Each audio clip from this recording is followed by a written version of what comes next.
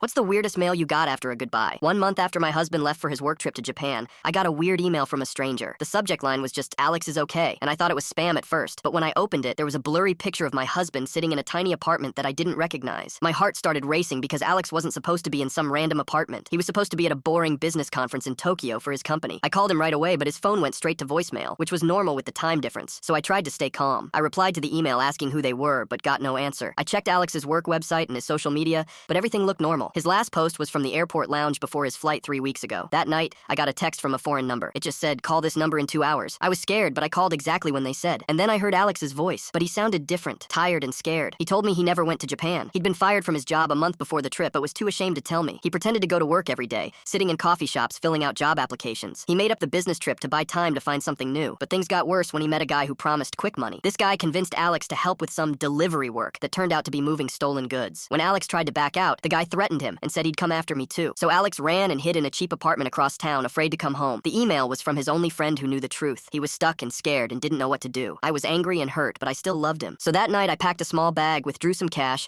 and drove across town to the address he gave me. When I got there, he looked terrible. Unshaved, thin, with dark circles under his eyes. He cried when he saw me and kept saying he was sorry. We stayed in a cheap motel that night while I tried to process everything. I was mad he lied, but more worried about these people who threatened him. The next morning, we went to the police together. They took his statement and started investigating the guy who threatened him. For weeks, we lived with my sister while the police case moved forward. We barely talked about what happened. I was still angry, and he was ashamed. I almost left him twice during that time, but when the police finally arrested the guy and his group, something changed. Alex got a new job. Nothing fancy, just stocking shelves at a warehouse. He started therapy and slowly became himself again. He stopped hiding things from me, no matter how small. It's been a year now. We're not perfect, but we're better. That weird email saved our marriage in a way. It forced the truth out when lies were destroying us. Sometimes I think about how close I came to living with a lie forever, or losing him completely. I didn't get a goodbye in the mail. I got a second chance.